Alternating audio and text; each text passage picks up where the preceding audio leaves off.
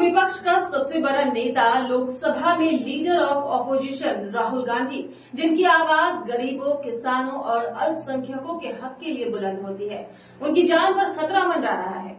जी हां, बार बार उन्हें मारने की धमकियां मिल रही है और ये धमकियां देने वाला कोई अनजान चेहरा नहीं बल्कि सत्ताधारी बीजेपी के ही लोग हैं। ये सिर्फ शब्द नहीं है बल्कि हिंसा की साजिश का हिस्सा लगते हैं। वाजपेयी बार बार सार्वजनिक मंचों से राहुल गांधी को मारने की धमकियां दे रहे हैं। इस बार तो हद ही हो गई।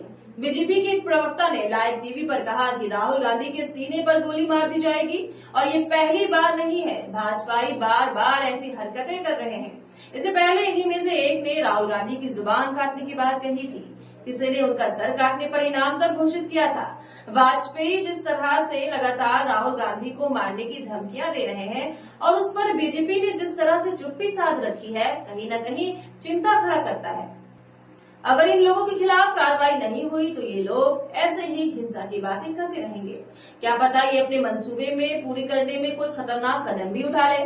बता दें कि कल केरल बीजेपी के प्रवक्ता पिंटू महादेव ने लाइव टीवी डिबेट में खुलेआम कहा कि राहुल गांधी के सीने में गोली मार दी जाएगी। तो ये कोई मजाक नहीं था, ये सीधे सीधे मौत की धमकी थी। न्यूज चैनल पर लाखों लोगों के सामने बीजेपी का आधिकारिक प्रवक्ता ये जहर उगल रहा था। कांग्रेस ने तुरंत गृह मंत्री अमित शाह को पत्र लिखा, कहा कि ये सोची समझी मौत की धमकी है। लेकिन क्या हुआ, बीजेपी ने इसे हल्के में लिया और चुप्पी साध ली। आप सोचिए, अगर विपक्ष का नेता इस देश में सुरक्षित नहीं है तो आम आदमी की क्या कीमत है।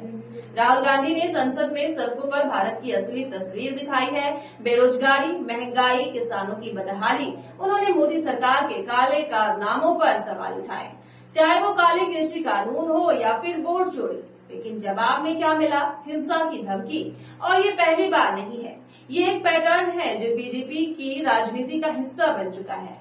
इससे पहले 2024 में ही महाराष्ट्र की शिवसेना, जो बीजेपी की सहयोगी पार्टी है, उसने विधायक संजय गायकवाड़ ने कहा था कि राहुल गांधी की जीभ काटने वाले को 11 लाख का इनाम दूंगा। क्यों? सिर्फ इसलिए कि राहुल गांधी ने आरक्षण पर सवाल उठाए थे। और बीजेपी ने क्या किया? चुप्पी साध ली। कोई सफाई नहीं, कोई एक्शन नहीं। इसके बाद पिछले साल सितंबर में दिल्ली बीजेपी के नेता तरविंदर सिंह मारवाह ने भी ऐसी ही धमकी दी। तरविंदर ने राहुल को धमकी देते हुए कह दिया कि बाज आ जाओ, नहीं तो तेरा भी वही हाल होगा जो तेरी दादी का हुआ था। भाजपा ने तब भी अपने नेता के खिलाफ कोई एक्शन नहीं लिया और न ही इस आपत्तिजनक बयान पर कोई सफाई दी। अब राहुल गांधी के परिवार की हिस्ट्री देखिए। उनकी दादी इंदिरा गांधी और पिता राजीव गांधी की हत्या कर दी गई और अब राहुल गांधी को भी जान से मारने की धमकियां मिल रही है। ऊपर से जिन सुरक्षा एजेंसियों पर उनकी सुरक्षा की जिम्मेदारी है, वो उनकी सुरक्षा पर लिखी चिट्ठियां लीक कर रही है। इतना ही नहीं, बीजेपी आईटी सेल के ट्रोल राहुल गांधी के विदेशी दौरे की फोटो और वीडियो सोशल मीडिया पर शेयर करके उनकी सुरक्षा के लिए खतरा पैदा करते। अब सवाल यह है कि मोदी सरकार ये सब चुपचाप क्यों देख रही है। बीजेपी के लोग खुलेआम हिंसा की बात करते हैं, लेकिन ना कोई एक्शन होता है, ना ही कोई बयान आता है। अमित शाह जी, आप तो गृह मंत्री हैं, आपकी जिम्मेदारी है देश की सुरक्षा, लेकिन राहुल गांधी को धमकी देने वाले आपके ही प्रवक्ता को क्यों नहीं पकड़ा जा रहा? क्या ये साजिश का हिस्सा है? क्या बीजेपी को लगता है कि विपक्ष की आवाज दबाने से उनकी कुर्सी मजबूत हो जाएगी?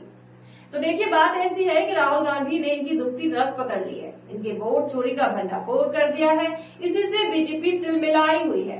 लेकिन अगर बीजेपी को लगता है कि विपक्ष की आवाज को ऐसी धमकियां देकर दबाया जा सकता है तो वो गलत है। राहुल गांधी आज इस देश की वो आवाज बन चुके हैं जिन्हें कोई ताकत चुप नहीं करा सकती। तो आज पूरा देश उनके साथ खड़ा है। तो फिलहाल मेरे साथ इतना ही। आप देखते रहें केबी न्यूज।